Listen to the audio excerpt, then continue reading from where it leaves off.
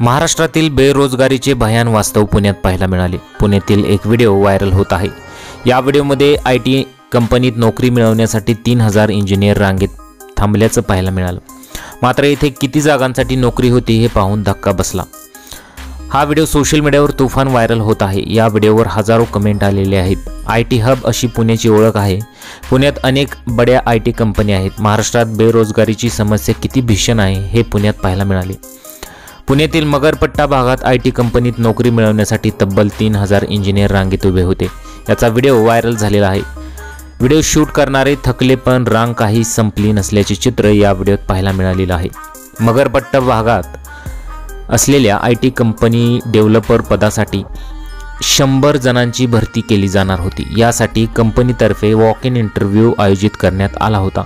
100 जागांसाठी तब्बल 3000 तरुण हातात इंजिनिअरिंगची पदवी घेऊन उभे होते। यामुळे आयटी क्षेत्रात नोकरीसाठी किती मोठी स्पर्धा आहे हे देखील अधोरेखित झालेलं आहे। आयटी क्षेत्रातील नोकऱ्यांबाबत लोकांनी चिंता व्यक्त केलेली आहे।